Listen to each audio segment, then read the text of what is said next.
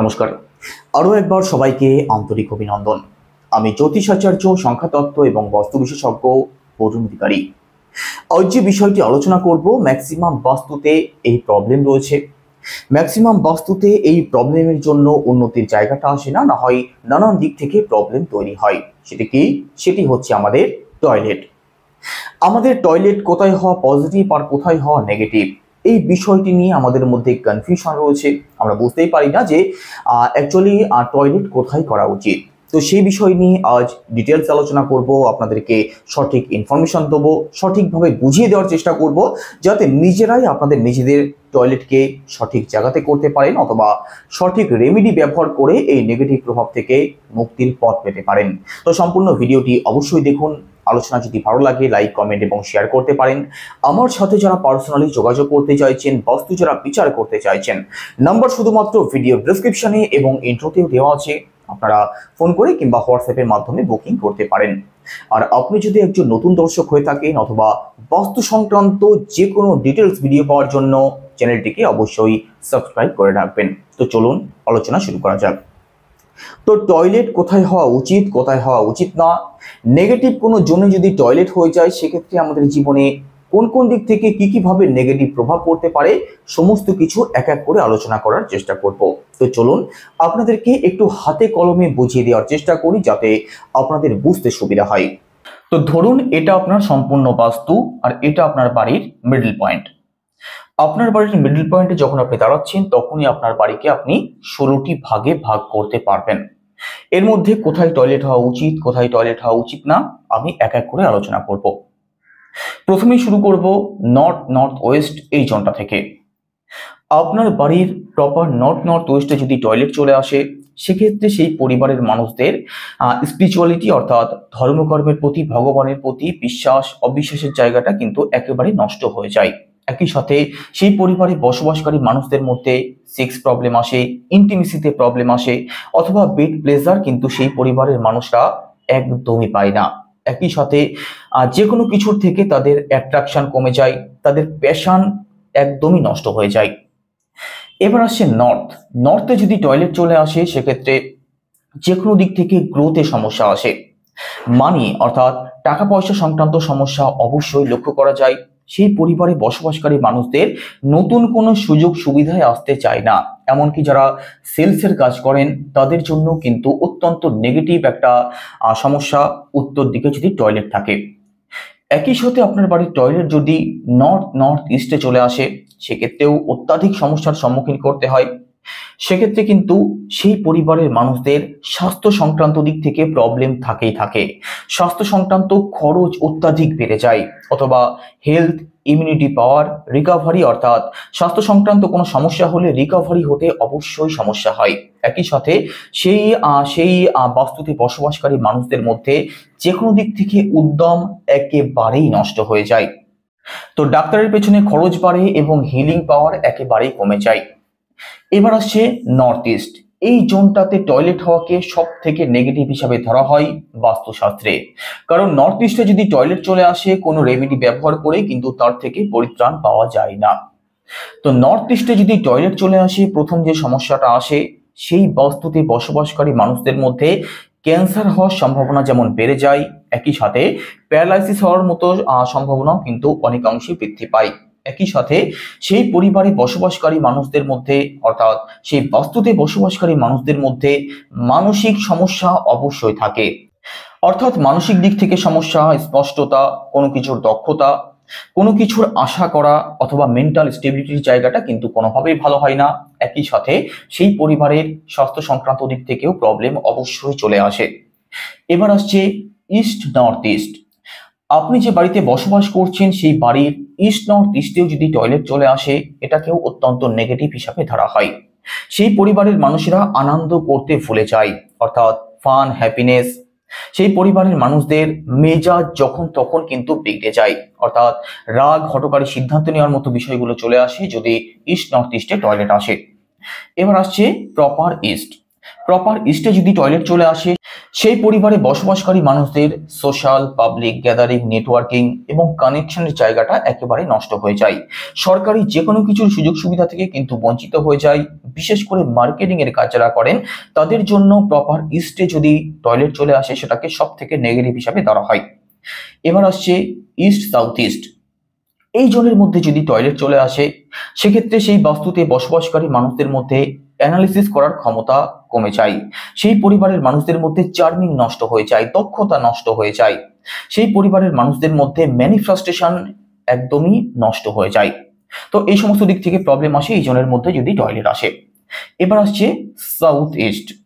South ইস্টের মধ্যে যদি টয়লেট আসে সেক্ষেত্রে south east fire zone, liquid গ্যাসের জায়গাটা একেবারেই নষ্ট হয়ে যায়। এটা নর্থ ইস্টে যদি টয়লেট আসে সেক্ষেত্রে কাজ করার দক্ষতা কমে যায়, মানি রিকভারির জায়গাটা একেবারে নষ্ট হয়ে যায়, জীবনের গতি কমে যায় যদি সাউথ ইস্টে কোনোভাবে টয়লেট চলে আসে। এবার আসছে south south east. South south ইস্টে যদি টয়লেট চলে আসে সেক্ষেত্রেও প্রবলেম আসে। সেটা কোন কোন দিক থেকে?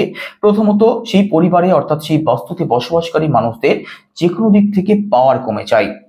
সেই পরিবারের মানুষরা যে কোনো দিক থেকে ফাইটিং এ জড়িয়ে পড়তে পারে, অর্থাৎ মারামারি, ধরাধরি, ঝগড়া অশান্তিতে জড়িয়ে পড়তে পারে। সেই পরিবারের মানুষদের কনফিডেন্সের অভাব লক্ষ্য করা যায়, দক্ষতা নষ্ট হয়ে যায়। একই সাথে অথরিটির জায়গা থেকেও কিন্তু প্রবলেম অবশ্যই আসে, কাজ করার ইচ্ছা কমে যায়। এবার আসছে প্রপার সাউথ। প্রপার সাউথে যদি কোনোভাবে টয়লেট চলে আসে সেক্ষেত্রে নেম ফেমের দিক থেকে প্রবলেম অত্যাধিক আসে, অর্থাৎ আপনি যত যাই কিছু করুন না কেন নেম ফেমের জায়গা কিন্তু কোনোদিনও তৈরি করতে পারবেন না। আপনার অথরিটি নষ্ট হয়ে যাবে, অর্থাৎ আপনি কোনো কিছুতেই সেইভাবে কিছু অ্যাচিভমেন্ট কখনো অর্জন করতে পারবেন না। এবার আসছে south south west. South south ওয়েস্টে যদি টয়লেট চলে আসে সেক্ষেত্রে সাউথ সাউথ ওয়েস্টের টয়লেট আসাকে পজিটিভ হিসাবে ধরা হয়। এখানে আপনি টয়লেট অবশ্যই করতে পারেন। এবার আসছে সাউথ ওয়েস্ট। সাউথ ওয়েস্টে যদি টয়লেট চলে আসে সেক্ষেত্রেও কিছু কিছু ক্ষেত্রে প্রবলেম অবশ্যই তৈরি হয়। সেটা কোন কোন দিক থেকে? দেখুন, সাউথ ওয়েস্টে যদি টয়লেট থাকে সেক্ষেত্রে সাউথ ওয়েস্টকে ধরা হয় বন্ডিং এর জায়গা, অর্থাৎ আপনার সাথে অন্য কারোর কতটা কি বন্ডিং হবে সেটা ঠিক করে আমাদের বাড়ির সাউথ ওয়েস্ট। সেক্ষেত্রে আমাদের বন্ডিং এর দিক থেকে সমস্যা তৈরি আসে, লাভ, স্কিল এবং স্টেবিলিটির জায়গাটা নষ্ট হয়ে যায়, যে কোনো কিছুকে স্টেবল হতে দেয় না। একই সাথে পিত্তের দিক থেকে সমস্যা তৈরি করে।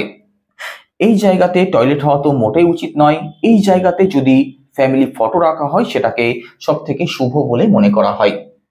এবার আসছে ওয়েস্ট সাউথ ওয়েস্ট। দেখুন, ওয়েস্ট সাউথ ওয়েস্টে টয়লেট আসলেও কিন্তু প্রবলেম তৈরি হয়, কারণ এই জায়গাকে সরস্বতীর জায়গা হিসাবে ধরা হয়।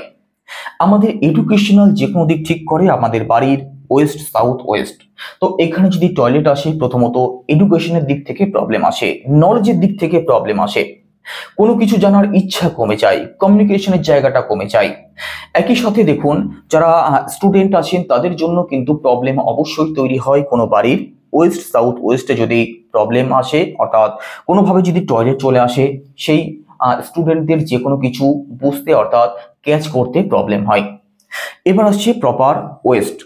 দেখুন, প্রপার ওয়েস্টে যদি কোনোভাবে টয়লেট চলে আসে সেক্ষেত্রেও কিন্তু প্রবলেম তৈরি হয়, প্রফিটের জায়গা নষ্ট হয়ে যায়, গেইন অর্থাৎ আপনি কতটা কি সঞ্চয় করতে পারবেন সেই জায়গাটা কিন্তু নষ্ট করে দেয়। একই সাথে আপনার ম্যানিফেস্টেশন, অ্যাকমপ্লিশমেন্ট, একই সাথে সেলফ অ্যাওয়ারনেসের জায়গাটা আপনার একেবারেই নষ্ট হয়ে যায়। আপনার যে কোনো দিক থেকে ইচ্ছা শক্তি কমে যায়। সব থেকে বড়, আপনি আপনার যদি প্রপার ওয়েস্টে টয়লেট চলে আসে আপনি কোনো কিছু সেভিংস করতে পারবেন না, সেভিংসের জায়গাটাকে একেবারেই নষ্ট করে দেবে। এবার আসছে west north west. West north ওয়েস্টে আপনি টয়লেট অবশ্যই করতে পারেন বাস্তুশাস্ত্র অনুযায়ী। ওয়েস্ট নর্থ ওয়েস্টে যদি টয়লেট থাকে সেটাকে সব থেকে পজিটিভ হিসাবে ধরা হয়, কারণ এখান থেকে বাস্তুর উপরে কোনো নেগেটিভ প্রভাব পড়ে না এখানে যদি আপনার বাস্তুতে টয়লেট থাকে। এবার আসছে নর্থ ওয়েস্ট।